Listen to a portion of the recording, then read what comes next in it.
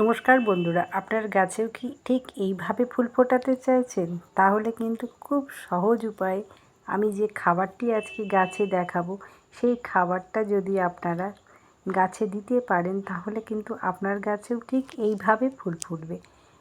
আমরা ফুলের জন্য কিন্তু গাছ বসাই, আর সেই গাছে যখন কোনোভাবেই ফুল ফোটে না তখন কিন্তু একেবারেই ভালো লাগে না। আমাদের আগে জানতে হবে গাছ কোন সময় কোন খাবারটা গাছকে দিতে হবে। বন্ধুরা, আপনারা যখন নতুন গাছ কিনে নিয়ে আসবেন, গাছটাকে ঝাঁকড়া করার জন্য এবং বৃদ্ধি করার জন্য আপনাদের কিন্তু নাইট্রোজেন সমৃদ্ধ খাবার দিতে হবে। এই নাইট্রোজেন খাবার যে খাবারগুলোর মধ্যে আছে সেই খাবারটি আমাদের কিন্তু গাছকে দিতে হবে। দ্বিতীয় হচ্ছে তার শিকড়টা বৃদ্ধির জন্য ফসফরাস সমৃদ্ধ খাবার দিতে হবে। আর ফুল আনার জন্য গাছে আমাদের কিন্তু পটাশিয়াম সমৃদ্ধ খাবার দিতে হবে।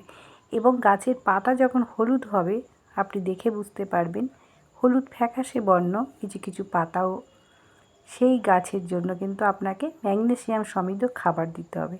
গাছের কিন্তু এই খাবারগুলো প্রত্যেকটি দরকার। যখনই একটি খাবার ঘাটতি হবে আপনার গাছের চেহারা কিন্তু ধীরে ধীরে পাল্টাতে শুরু করবে। আজকে আমি যে ঘরোয়া খাবারটি দেখাবো সেটা হচ্ছে সবজির খোসা। এই সবজির খোসা তো আমরা ফেলে দিই, এটা ফেলে না দিয়ে বন্ধুরা আপনারা ভিজিয়ে রাখবেন 3 দিন।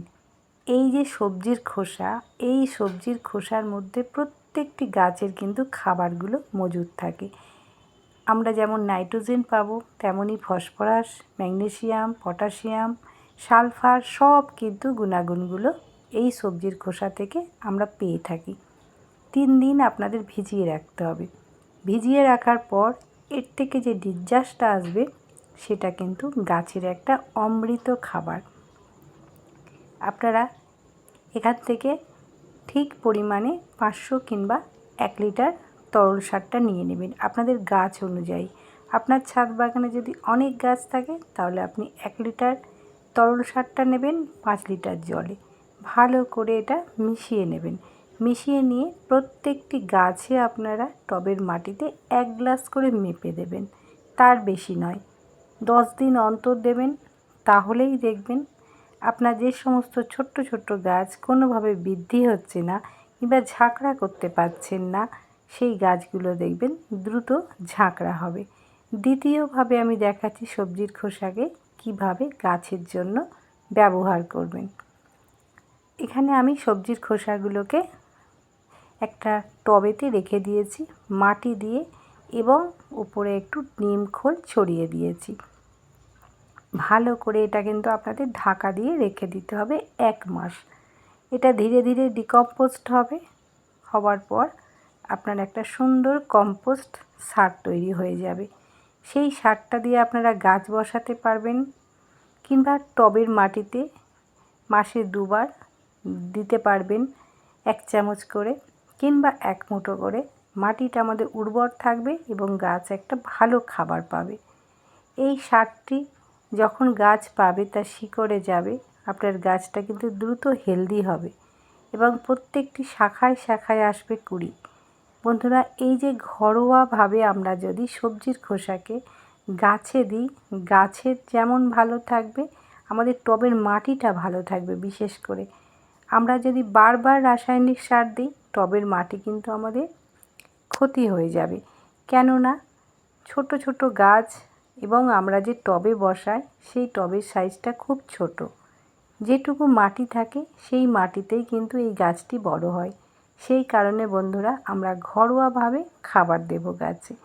3 নম্বর পদ্ধতি দেখাচ্ছি সবজির খোসাকে কিভাবে গাছের জন্য আপনারা ব্যবহার করবেন।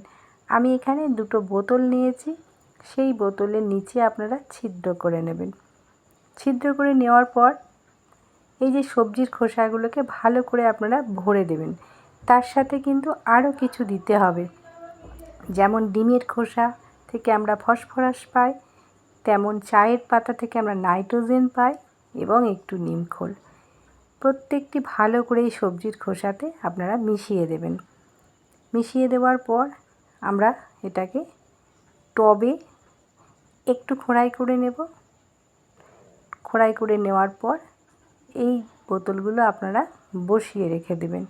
যদি পারেন যে ছিদ্রটা আছে সেই ছিদ্রতে একটু তুলো রেখে দেবেন, তাহলে খুব কম পরিমাণে আপনার টবের মাটিতে যাবে, অনেক দিন এই খাবারটা গাছ কিন্তু পাবে। এইভাবে যদি আমরা গাছকে খাবার দিই, গাছ কিন্তু ধীরে ধীরে খাবার পাবে এবং আমাদের গাছটা সুন্দর হয়ে বেড়ে উঠবে।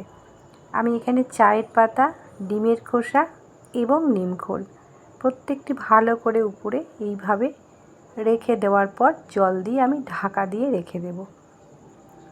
বন্ধুরা, খুব সহজ পদ্ধতি এবং গাছ কিন্তু nitrogen, phosphorus, potassium, magnesium, sulphur সব খাবারগুলো কিন্তু সে পেয়ে যাচ্ছে এবং খুব ধীরে ধীরে।